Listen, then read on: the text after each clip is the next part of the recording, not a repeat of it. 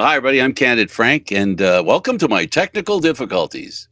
All right. Hey, Aaron, how you doing? Doing all right, Frank. How are you doing? Oh, not very good right now. Let me tell you. Now let's see. I just want to fix one thing. There we go. I want to fix one thing. Just this. There we go.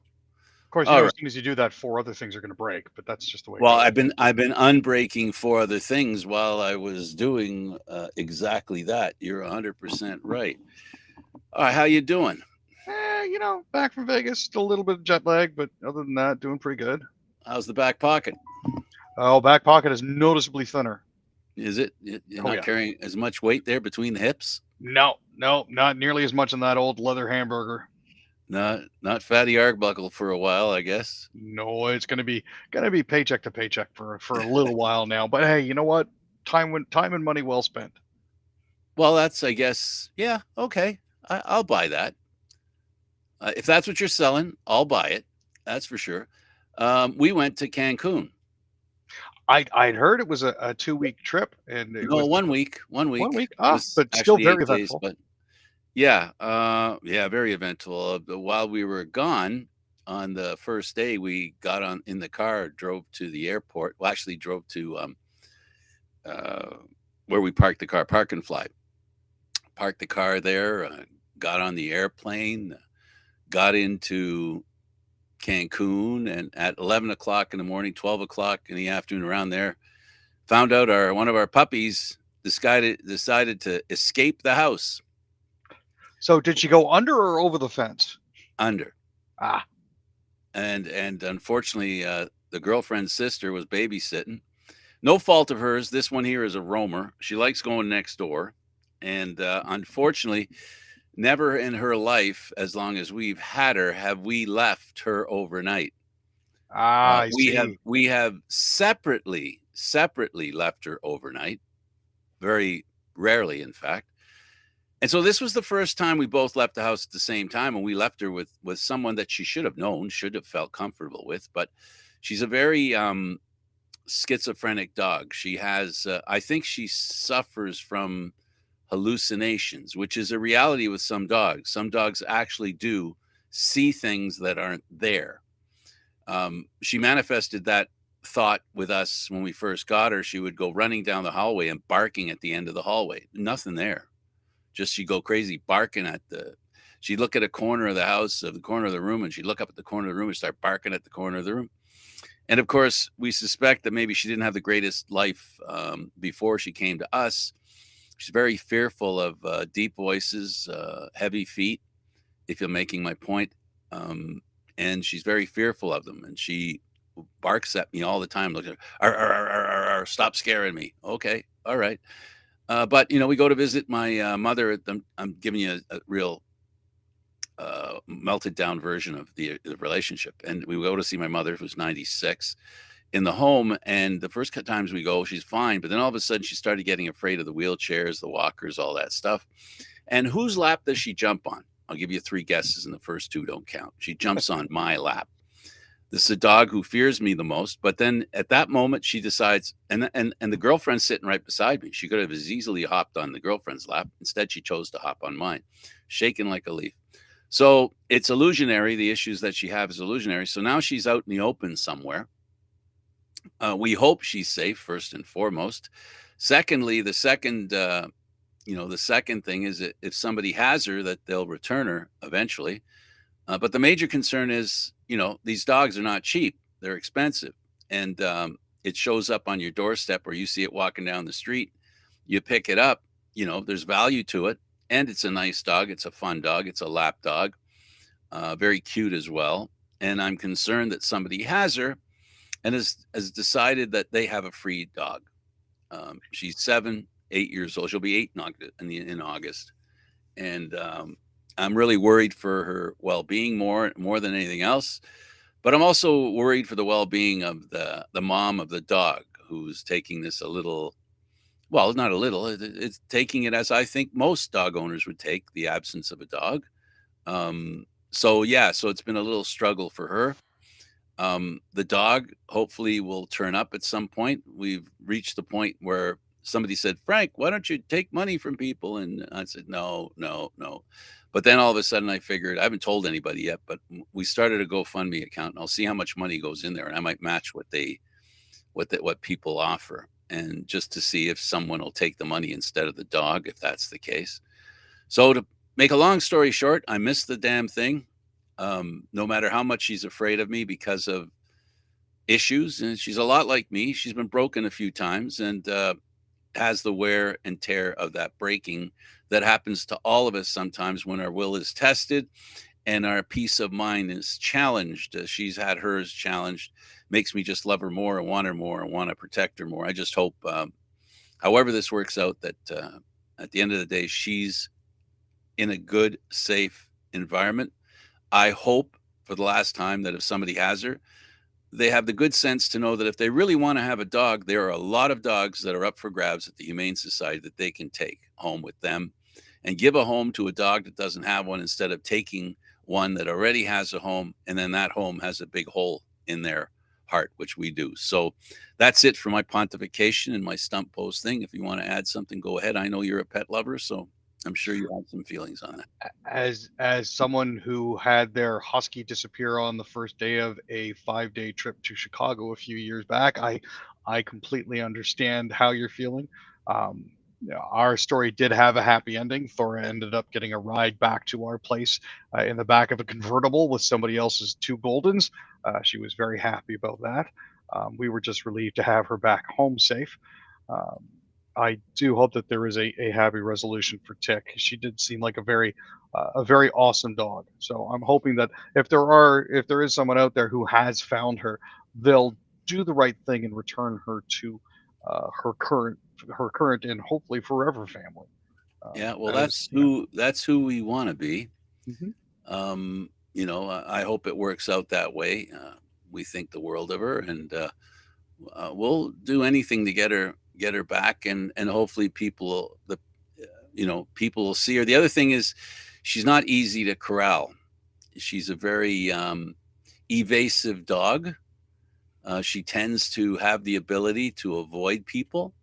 She's really good at it, and that being the case, it could make it difficult for anyone to catch her and in essence release her. That's just who she is, who and what she is. She's a tough little dog. She's had an interesting life, and I hope we can get back to enjoying our lives together. I know I'm looking forward to it. That's for sure. Having her come back. Thanks for thinking that way, and I really appreciate everybody out there. I got to tell you, here in this little hometown, Aaron, everybody knows the dog is missing. Everybody.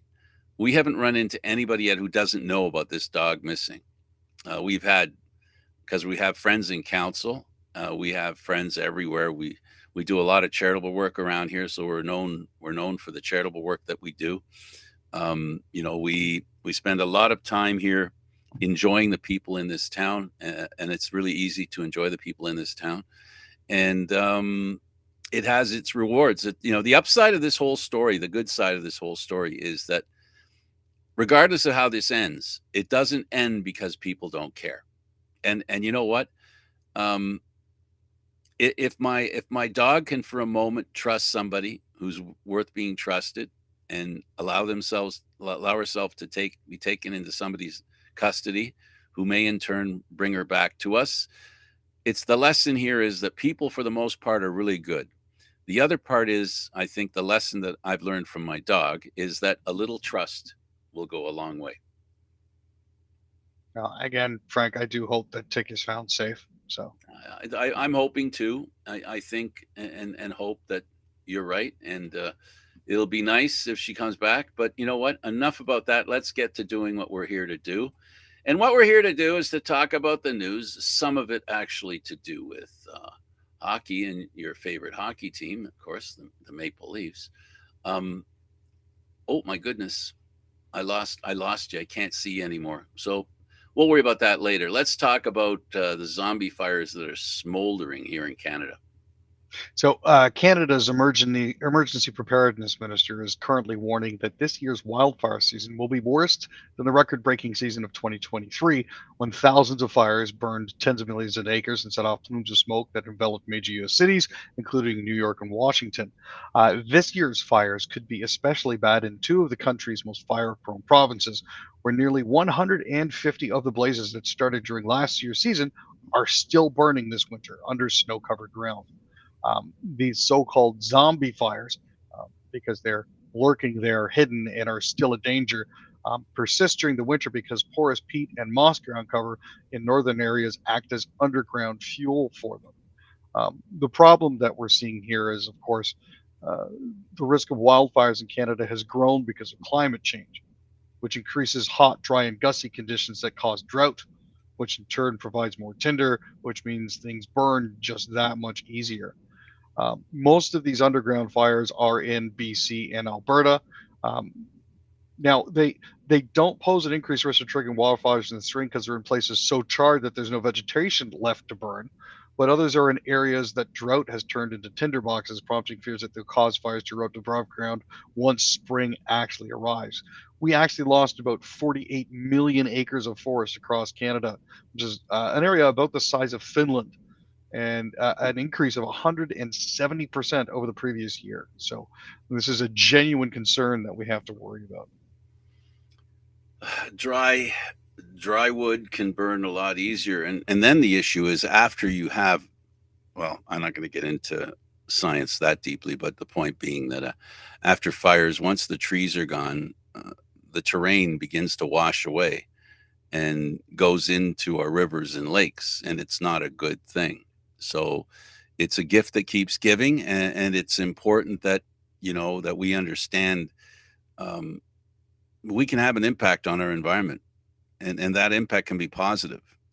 Unfortunately, it's easier to have no impact on the environment, which in itself is the old saying of no action is action to the negative. So I hope we can figure this out as a group, as a people, as a country, and as a world. It really is real. What's going on here is devastating to a lot of places, and it is hurting our level of ability to have more oxygen. And we need the trees for that reason, that they help purify the air for us, which is something that we need. Health Canada clarifies eligibility for seniors under National Dental Plan. This bit of clarification here um, basically comes with the release of the eligibility information. A lot of people raised concerns about whether their existing private dental insurance plan disqualified them from the public plan. A spokesperson for Health Canada has advised that people who purchase private dental insurance plans on their own will still qualify for the national program, but only after their existing private policies are no longer in effect. Those with access to private dental care through their work or professional organizations remain ineligible for the Canadian Dental Care Plan. They're ineligible even if they decide to opt out of their private insurance, haven't made a claim, or have to pay a premium. Now, they've added an exception for retirees who decided not to sign up for private dental insurance offered through pension plans. If they opt out of those dental plans before December 11th, they aren't allowed to opt back in, so they would qualify for the national program. I need to know that. I can send you the link, or we can put the link up somewhere. Health and dental insurance, seniors life insurance. Yep. They're to be So if you go to available to seniors. canada.ca, you can find it under services slash benefits slash dental care plan slash qualify. I'm pretty sure we can find a way to post the link up somewhere. I'll make Yeah, sure that I get absolutely. that to you. Yeah. But yeah, it's important things to know. Canada federal government plans to consult before any changes to the Emergencies Act. So, in the wake of the trucker convoy, the federal government is open to changing the Emergencies Act, but says it first wants to consult widely on the law it invoked 2 years ago. In response to the public inquiry's findings, the Liberal government has outlined steps it's taking to improve the flow of intelligence and protect key transportation corridors. However, the government has been playing down the need to make many of the Commission's suggested changes to policing protocols. Um, Justice Paul Rouleau has made 56 different recommendations on that, with almost 2 dozen specifically related to the emergency laws itself. Um, and now we'll have to see where this goes. This is definitely something I'm interested in keeping tabs on. So if there's any updates in the future, we'll make sure that they get promoted. It should be. Federal tax change could raise electricity and gas bills in some provinces. Who's concerned and why? Well, there's a proposed income tax change to crack down on cross border tax avoidance, which could unintentionally hike power bills and natural gas rates for consumers, Electricity Canada is saying. Um, if Canada tweaks the amount of interest from debt that multinational corporations can deduct from their income taxes, that could mean some private utilities face tens of millions of dollars in new taxes. And of course, that means that under the free market and wonderful system we call capitalism, they're free to pass those costs on to consumers. Um, it's a part of the government's bill to implement its fall economic statement, um, as Finance Minister Chrystia Freeland is trying to bring Canada into better line with international recommendations. Standardizing the amount of interest that can be deducted limits the benefits of such tactics and helps prevent tax avoidance in developing countries that often depend heavily on higher corporate taxes. But C-59 is currently under debate, so we'll have to see what comes out of that.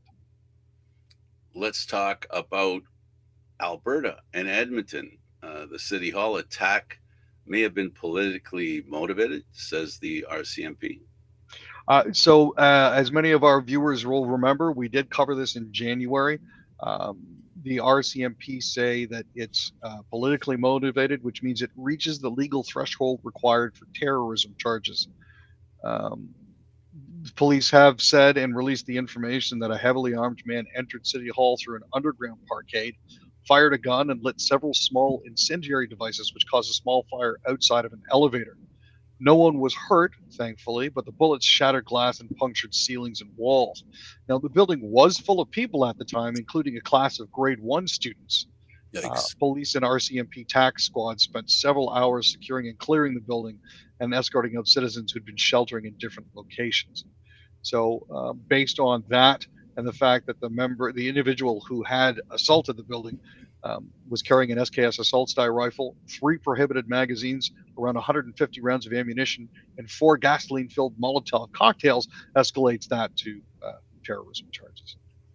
Outrage follows revelations of over affordable housing program abuse. So Ravi Kahlon said, he's the NDP housing minister in BC, said the news that at least 13 different people allegedly lied to get a crack at below market price units in a Victoria condominium building was proof that BC's housing auditing system was working. Um, BC's United Finance critic Peter Mullabar called the situation a total mess that David Eby should answer for, since he was housing minister at the time construction on the project was completed. Basically, these people were fibbing on their applications to try to get lower prices in an effort to then turn that around and rent them out for higher prices. Which, Well, the solution for them is to run for government, well, yeah, they probably fit in perfectly. right? They could run for government, and that way they shouldn't be attacked. Anyway, okay, so BC arrest in Port Moody, BC, after car driven into the sea for video live stream. So somebody runs a car into the water for their amusement and others, and gets caught. Constable Sam Zacharias of the Port Moody Police basically said the officers were called to Rocky Point at about 10 p.m. on Monday. The call to police reported that a man was allegedly driving his vehicle into Burrard Inlet at the boat launch because he was being paid to do so as part of a video live stream. They arrested the driver at the scene upon arrival, and he's been released with criminal charges such as mischief and dangerous vehicle operation being considered. The vehicle remains in the inlet because tow operators couldn't extract it on Monday night, unfortunately. This means that the boat launch has been partially closed, and they're asking anyone with more information about this to contact them. This is similar to a case where a guy deliberately crashed his plane in the States and live streamed himself parachuting out of it. Now, That situation is a little bit different because the guy tried to destroy the black box and was trying to um, get rid of the pieces of the plane to hide what he'd done as well. So just don't be dumb, folks. If somebody pays you to drive your car into a lake, don't do it. Come on now. Well, the PC leader has brought to attention what he believes is important. Documents show that government helped bring nurses into the province. Yep. So, PC leader Tony Wakeham said documents obtained by his party show the provincial government helped approve a contract for agency nurses to work in Newfoundland and Labrador. Despite the government's assertion, contracts are handled by the health authority. Newfoundland and Labrador's health minister said contracts employing agency nurses are approved and handled by the province's health authority, but the official opposition says we've got stuff that says to the contrary. Um, Despite repeated assertions from Osborne and Andrew Fury this week that those contracts were handled by the health authority alone, Wakeham yesterday showed a document obtained through access to information legislation that reportedly shows former Health Minister John Haggie approved expenditures to Canada Health Labs in 2022. Canada Health Labs, obviously a private company, not affiliated with the Canadian government. So this is certainly an issue. So it's one of that ongoing trend where governments tend to outsource things to private companies, which is not good for the provincial health system. MP claims inmates play hockey. Unfortunately, there's no rink, and this is a provincial Quebec issue. Yeah, so a conservative MP, Frank Caputo, toured the La Macaza Institution last month. He said that he visited Paul Bernardo's cell. He even came face to face with the serial rapist and convicted murderer. He also complained about the availability of recreational facilities for vicious criminals. But Correctional Services Canada says he's talking about hockey at a rink there. There is no working ice hockey rink. There is no tennis court. The only way that he saw Bernardo was when Bernardo was down at the far end of the hall from where he was. He was not face to face. So, there's a lot of holes in here that don't seem to line up with this member of the opposition's complaint. But, it's one of those instances where they seem to be rage farming.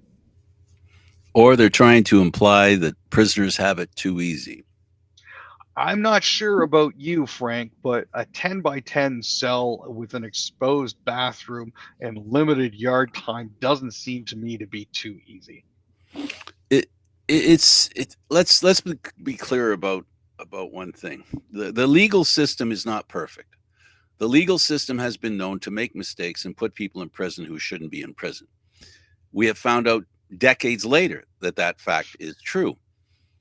And then we also understand on the other side that victims of crime, right, deserve to feel safe and to feel like the people that did what they did are accountable, understandable.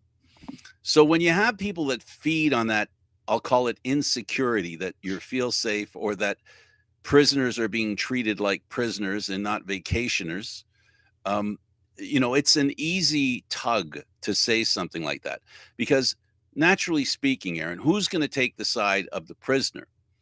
Very few people do. In fact, it always comes down to certain organizations that have seen the wrong that has happened when it comes to our legal system, whether it's how prisoners are treated, how they become prisoners, all that stuff. So we have some counter things going on here. And sometimes in this case, like we're learning in the political world, I think, Aaron, what happens here, and this is very frustrating, where people aren't worried about really making the system better.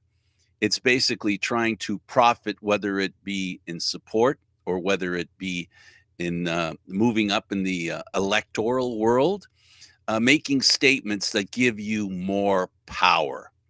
And that's the part that's most infuriating for me in today's politics, where it's not about fixing a problem. It's about inventing one so that you can complain about it and get votes. The truth, my friend, unfortunately, is sometimes very hard to find. And in this case, I suspect what we're hearing is, if I'm listening to your story correctly, we have a politician who's putting a spin on what happened, and with his visit, and it wasn't the visit that he claims it was, and that's scary. The fact that he's deliberately trying to mislead the Canadian public to stoke outrage against Corrections Canada and about the move from Paul Bernardo moving from a high security to a medium security prison is doing a gross misservice to the justice system. It really is. I mean, complaining about the fact that they can get skates and play hockey whenever they want. Um, you know, the Bureau of Prisons has basically said, the Correctional Services Department said, they haven't had ice for the past 2 years. The tennis courts don't have nets. It's not a country club like you're trying to play it off to be. It is actually a punishment for these individuals. And let's be you know, clear. I'll allow you to put yourself under what category. I believe if a crime is committed, I believe if the crime is determined, I believe there should be accountability. There's no doubt about that. Paul Bernardo is the scum of the earth. No one's going to convince me that that guy doesn't deserve the worst kind of treatment that a legal system has to drop on him. But let's be clear. Let's not talk about things that he gets that aren't true, because that interferes with the ultimate goal, which is creating a system that is both fair, humane, and accountable. And he fits under the accountable part. The humane part, I give him begrudgingly. I have to be honest. So I can understand the motivation there from a politician and the anger of ordinary people. I can certainly appreciate that point of it too, but the outright fabrications that seem to come out That's about this wrong. That's is illegal in its sense. That entitles him to go to prison on his own, because that's what we're trying to do here. The whole point of a prison is to make people accountable with basically lying, cheating, and stealing. We don't want them and basically abusing and hurting people. But we don't want those people to get away with it, and neither should a politician if that's what he's doing. If he's not telling the truth, someone should put pressure on him to clarify his statement and support what he's saying and make sure it's not just BS, which unfortunately is the case sometimes, that comes out of politicians' mouths because it benefits them in some capacity. Shameful behavior. If it's true that he's lying, shameful behavior. If he's motivated for a good reason, that still doesn't justify it, because you can't lie to make a point. You can't abuse people to try and show that I stand up for justice, because you're being unjust when you lie about people. Let's talk about Saskatchewan, the future emergency shelter in limbo after Saskatchewan Council passes new location rules. So there was a recent vote by Saskatoon City Council that left the future of a proposed emergency shelter in limbo, as the city is looking for an alternative location. They approved a motion last week stating that emergency shelters must be at least 250 meters away from elementary schools, which effectively shut down plans for a proposed shelter in the Sutherland region. It's a 30-space permanent emergency shelter, which would have been run by Mustard Seed, which is an Alberta-based Christian nonprofit organization, and it was supposed to be opened by this spring. Light industrial areas could still be a possible site for it, but I don't think putting emergency shelters in places like that necessarily benefit it. Nikki Haley, looking at U.S. politics, was running for the ability or opportunity to run as president on behalf of the Republicans. She has been outright, rejected by the Republican primary voters. It appears now we have ourselves a Trump versus Biden 2. It does look like we're going to see the 77-year-old Trump versus the 81-year-old Joe Biden. The interesting thing to note here is that this is the first repeat U.S. presidential contest since 1956. And it's one that few Americans really want. They don't really want it. Opinion polls have shown that both Biden and Trump have low approval ratings amongst voters. Nikki Haley herself is the youngest of the bunch at 52. She had a lot of support from deep-pocketed donors who were intent on stopping Trump from winning a third consecutive Republican presidential nomination. But unfortunately, she failed to pry loose enough conservative voters. So, after not performing so well on primary Super Tuesday, she has decided to suspend her campaign. Yes, which basically, as you say here, creates the rematch that we're looking at. My biggest concern in U.S. politics is the legal system, and most of all, the judicial system. Most of all, above that, the Supreme Court, which in its infinite wisdom decided to ignore the Constitution, which stated that anyone involved in an insurrection, anyone involved with giving comfort, safety to insurrectionists, anybody who helps in an insurrection should not be allowed, after, of course, doing the constitutional pledge, promises to uphold the Constitution and doesn't, should not be allowed to run for office. Apparently, the office of the president isn't an office. Apparently, not calling the police out to stop insurrectionists is not helping them. Apparently, telling them that you love them is not offering them support or, anything like that. So apparently, the legal system, which, if you listen to the political side and if you understand a little bit about the way this right leaning judicial branch, the Supreme Court, they consider themselves what they call textualists, which basically says they read the Constitution without inferring how it reflects things today. It's supposed to be based on what was written then, and that's what they mean now. There's no contextualizing because of time and or social change. In this case, the textualists took a break and said, F the textualism. Let's just make a political statement here. That's my read on it, Aaron. I don't know how you feel about it.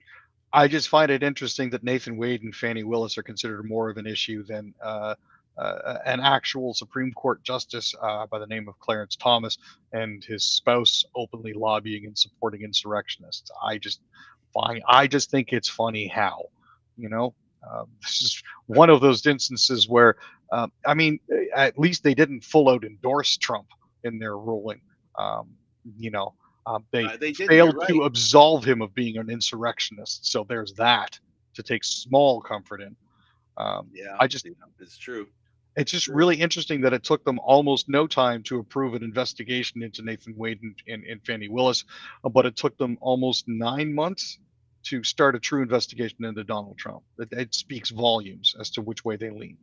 And when we talked about this, you and I, years ago, it's years ago when this all started. I think we agreed on another point that, folks, this is the sad truth. He's been allowed. Donald Trump has been allowed to do some really stupid things to begin with, things that he shouldn't have been able to do that he was allowed to do. And we said then, and naturally speaking, people know that when a person does things that are wrong and they're not made accountable, they don't improve their behavior. They enhance their disdain for truth and justice and honesty and fairness, which he's done. He has Donald Trump has done things that are worse and worse and worse, and he has said things that are worse and worse and worse that people don't even understand or consider the danger with which he is speaking, because I just don't believe, and I hope it's true, I don't believe that the majority of Americans are stupid enough, and I mean, I'm underline that, stupid enough to believe the stuff he says doesn't have an impact on overall society. No, it's the temptation of these individuals to completely bury their heads in the sand when it comes to these things that truly baffles me because you clearly know he's a criminal. They don't tend to hand out indictments if you're innocent. And Oh, I see this repeated on social media a lot. Um, every projection is a confession. oh, absolutely, So absolutely, and we've seen the plan. The plan is very simple. Call your opponent what you are, and that justifies why you are the way you are.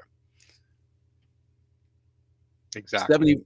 70 million year old dinosaur skeleton discovered by a man walking his dog. Did the dog get at the bone? I'm thinking that might be why it went for it.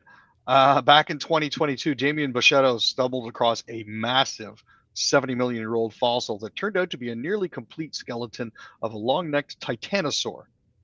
Um, it was in the forests of Montoulier near his home in Creusy, a village in the south of France. Um, basically the area there is it's basically been supplying for the past 20-25 years one of the largest collections of dinosaur fossils from the Upper Cretaceous period in France.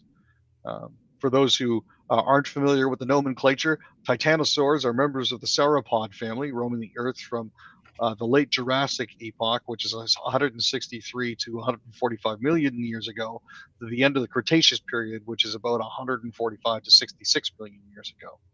Um, it's kind of fascinating. His dog found them. He pointed it out. He decided, you know, they weren't going to go public with it right away. They wanted to get everything discovered and out of the ground first. So it's pretty awesome to realize that a dude and his dog found some incredible fossils. Let's go over to sports, and we'll start with the CFL. And I guess the most important issue and what we have time to mention today is the Argonauts. Chad Kelly is basically he issued a statement, and the CFL issued a statement in return in regards to the investigation into his behavior. There are claims being made by a strength and conditioning coach that he did some things that were untoward. And I guess now, Aaron, it comes down to what the investigation yields.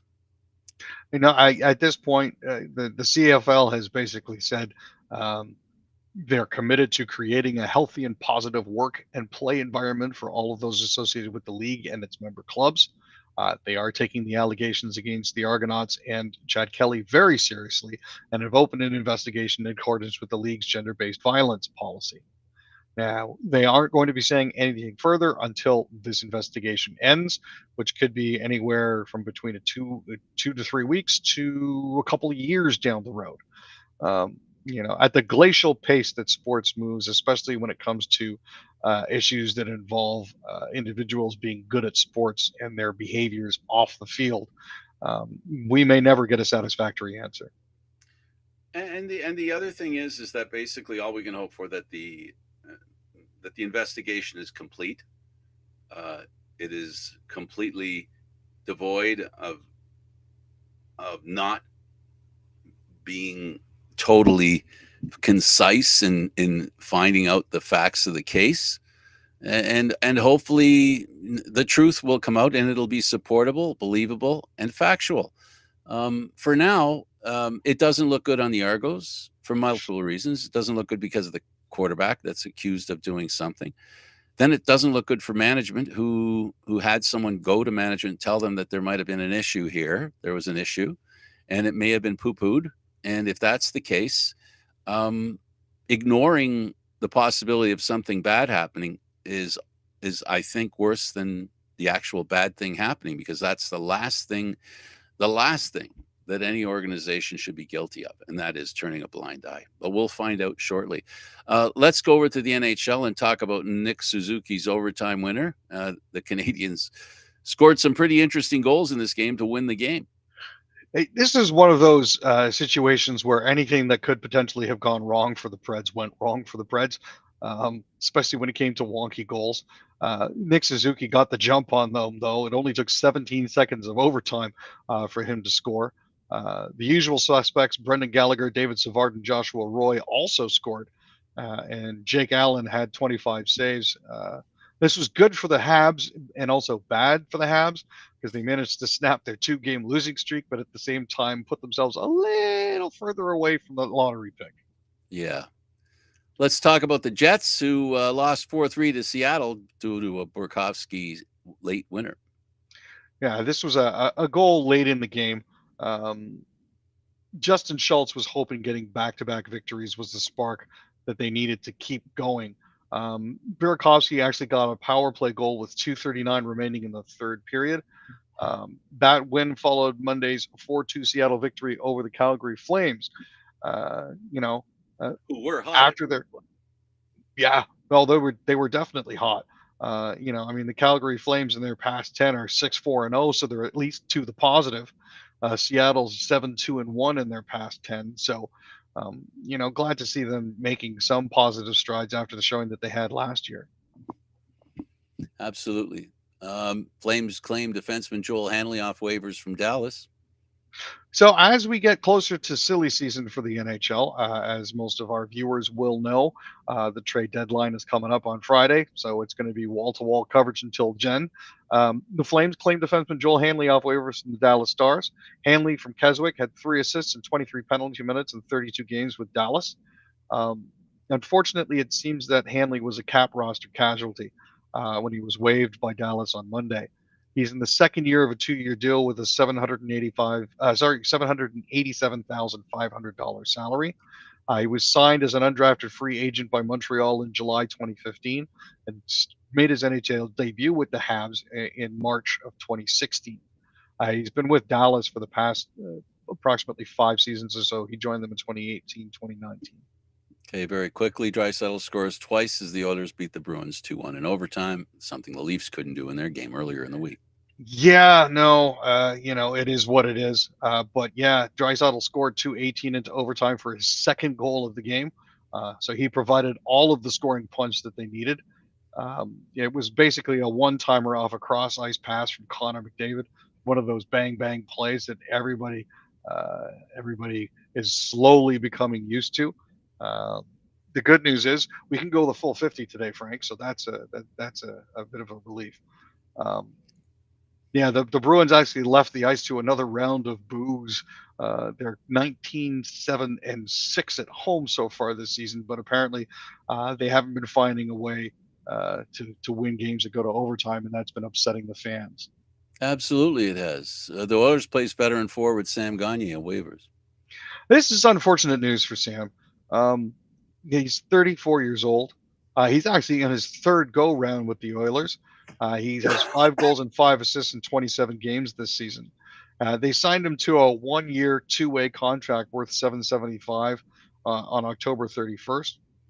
He appeared in 18 games over November and December before being sidelined with a concussion.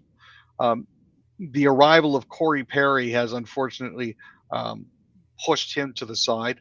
He's only appeared in 7 games since the club signed Corey Perry on January 22nd. Now, he holds the Oilers record for points in a game with 4 goals and 4 assists in a 2012 game against the Chicago Blackhawks.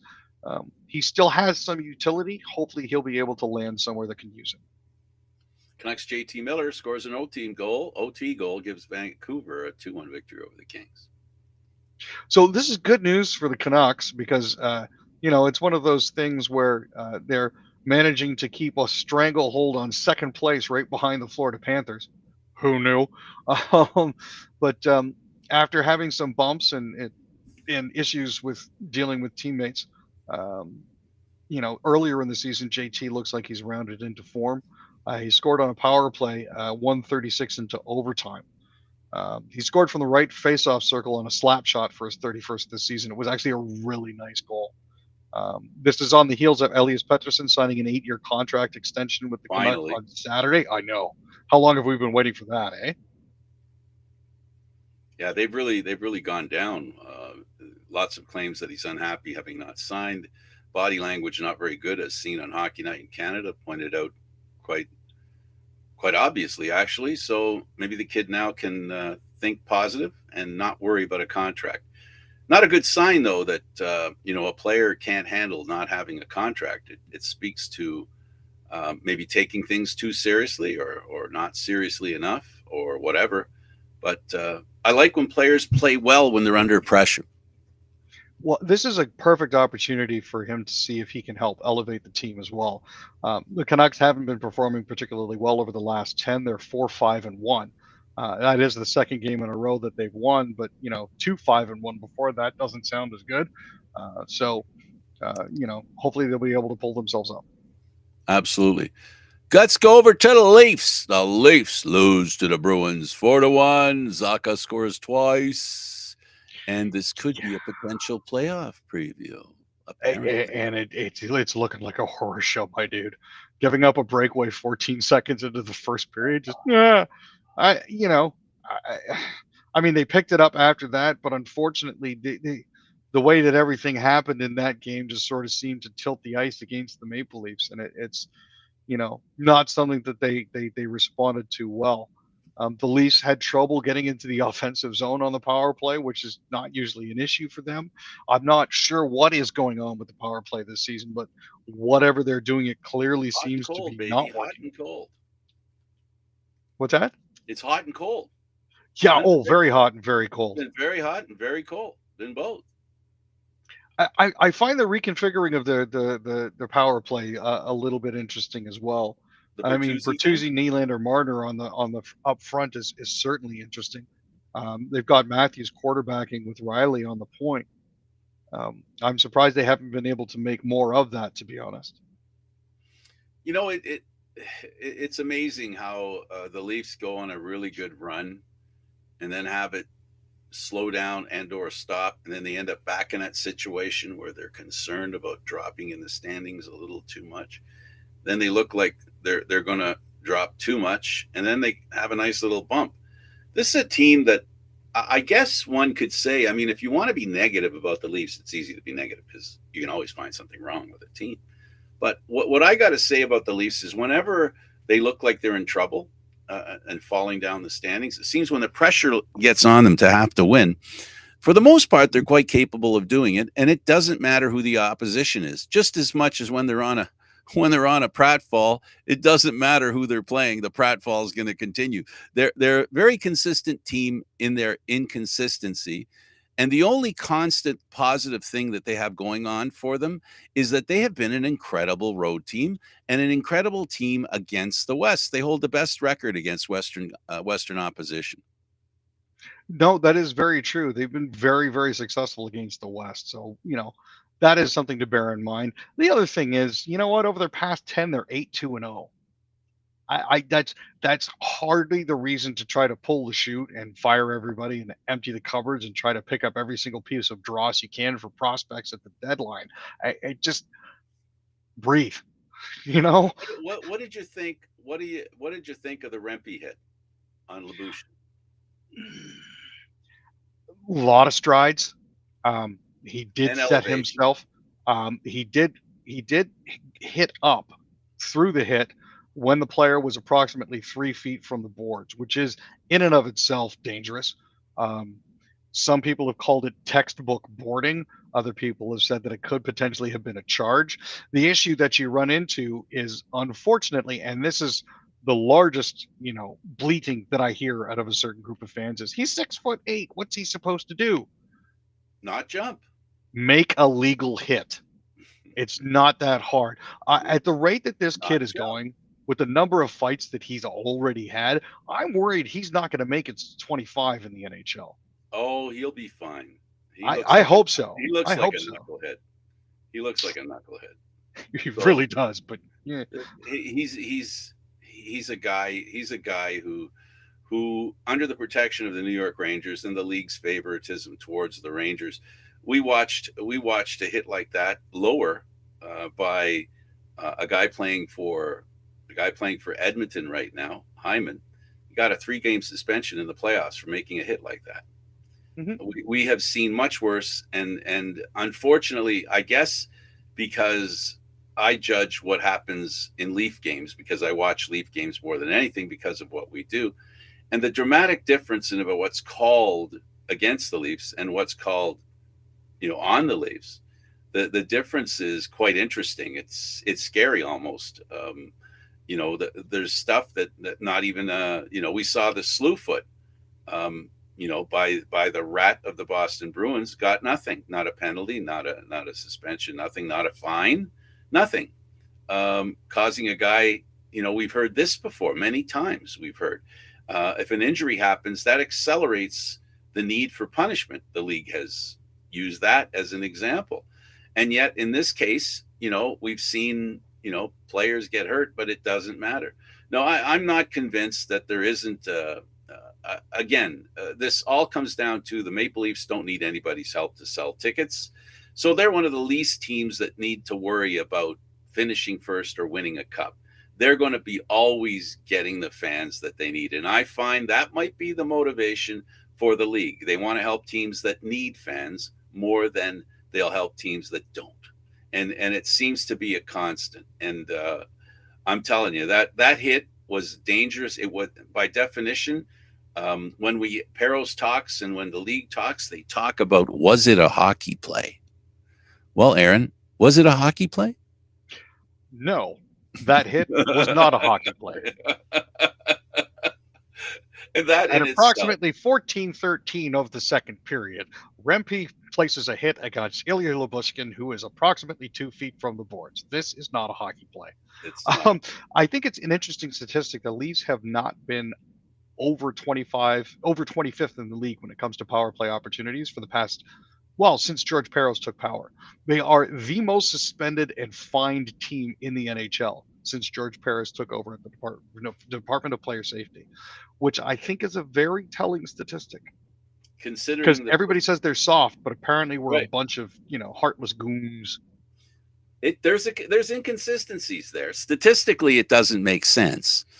You know, the math goes against the result. That's the whole point. I think we've consolidated it into a pretty concise point. The Leafs, talking about ex-Leafs, Sandin signs a 5-year deal with the Capitals. Yeah, he got an extension. It's a 5-year deal worth 23 million or 4.6 million dollars a year. This is a Leaf defenseman who, for the most part, was considered a reclamation project while he was here and was decried by a lot of the fans as being somebody that they absolutely could not use before he was traded. So I'm glad to see that he's picked up with the Caps. I'm glad that he's had some success with them. Again, give players time to develop. That's the main takeaway that I have The, from all the of this. biggest negative thing you could say about Sandin is he was on a defense of very small players, and he was a small one. But more than anything else, he was the toughest defenseman they had while he was here. They didn't have the kind of defense they have now, which is more of a crash and bang defense now with 3 certain defensemen that play a little more physical. They brought in Lyubushkin to add to the other two, and when Sandin was on the line, they really didn't have anybody. They had Lyubushkin for a little while. They had oh geez, coach of um, oh geez, what team is he coaching? The ex-Leaf that played defense, and anyway, it doesn't matter.